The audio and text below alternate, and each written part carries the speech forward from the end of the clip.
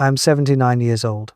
My name is Kelvin, and there is a New Year resolution I made 50 years ago that I still think about almost every morning when I wake up.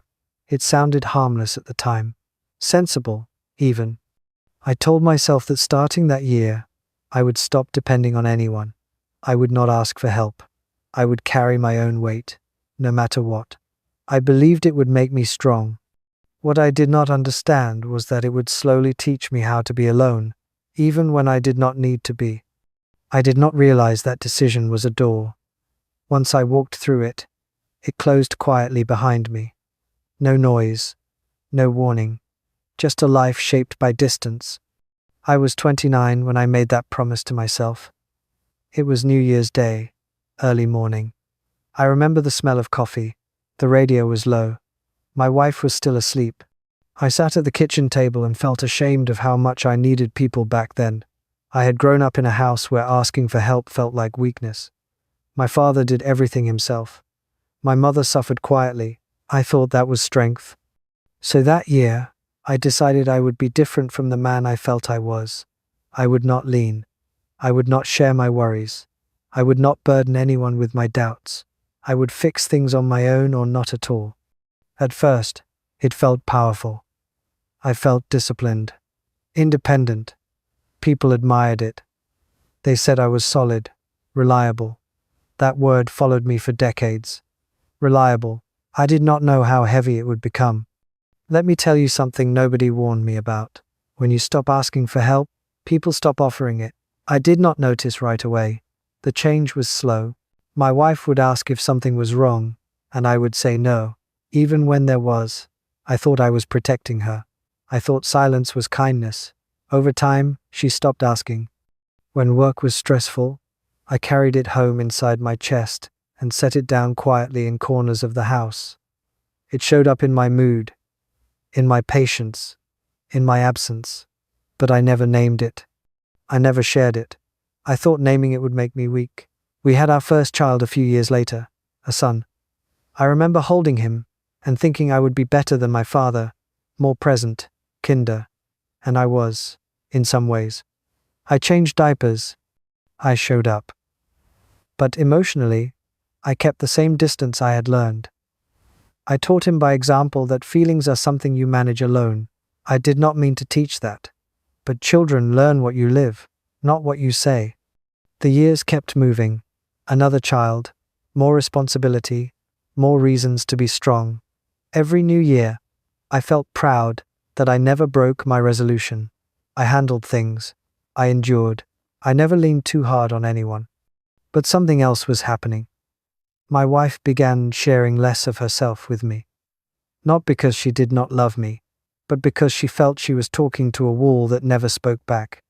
When she cried, I held her, but I did not cry with her. I thought that was what she needed, a steady presence. I did not realize she needed a human one. There is a moment I still replay in my mind. I was in my early 40s. I had lost a job unexpectedly. I did not tell anyone for 2 weeks. I woke up every morning, put on my clothes, and left the house as if nothing had happened. I sat in my car some days and stared at the steering wheel. I told myself this was dignity. One evening, my wife found the termination letter in the glove compartment. She did not yell. She just looked tired. She asked why I did not tell her. I said, I did not want to worry her. She said quietly, I want to be your partner, not a bystander. I nodded. I apologized. And then, I went right back to doing the same thing. I thought I was different. I wasn't. If you are doing this right now, listen carefully. If you are carrying everything alone because you think that is strength, you are building a wall you will one day lean against and find no door. The pattern repeated. Health scares I downplayed. Fear I swallowed.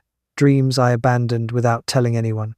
I became good at surviving and bad at sharing life. As my children grew older, I noticed they came to their mother with problems. Not me. I told myself that was natural. Kids talk to their mothers. But deep down, it hurt. I did not understand that I had trained them not to come to me. There was a night when my son was about 17. He came home late. He looked shaken. He sat at the table and stared at his hands. I asked if everything was okay. He said yes. I believed him. Or maybe I chose to. Years later, he told me that was the night he needed his father most. And he knew I would not know what to do with his fear. That truth landed heavy when he finally said it. I had no defense. He was right. The realization came slowly in my 60s. My body began to fail me in small ways. Joints stiffened. Energy faded. I could not muscle through everything anymore. That was when I first felt panic. I had built a life where I did not know how to ask for help. My wife became ill. For the first time, I needed her more than she needed me. And I did not know how to say it. I did not know how to sit in that vulnerability. She passed away when I was 68. In the last months, there were things I wanted to say, but words felt unfamiliar in my mouth. I had spent a lifetime practicing silence. I still talk to her sometimes, out loud, in the kitchen. I tell her what I should have said when she was here. There is a particular New Year's Eve I remember after she was gone. I sat alone with the lights off. Midnight came and went. No resolution that year, just a heavy understanding that some habits outlive the people they affect. Let me pause here and ask you something. When was the last time you told someone you were struggling without trying to soften it? Sit with that question. Do not rush past it. At 79, the consequences are clear. My children love me, but there is distance. Not anger, distance, they call. We talk about weather and schedules, not hearts, not fear. That language was never taught. I live quietly now. Most days are calm, but calm is not the same as connected. I miss being known. I want you to understand this is not about blame. I did what I thought was right. That is what makes it so painful.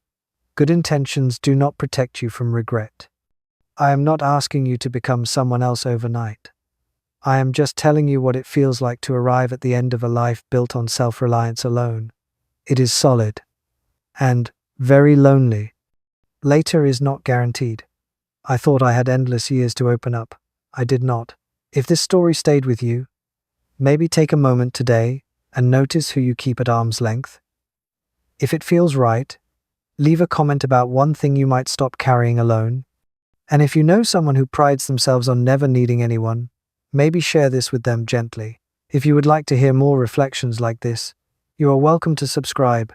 These are not lessons, they are confessions, and they come from a place where there is no reason left to pretend.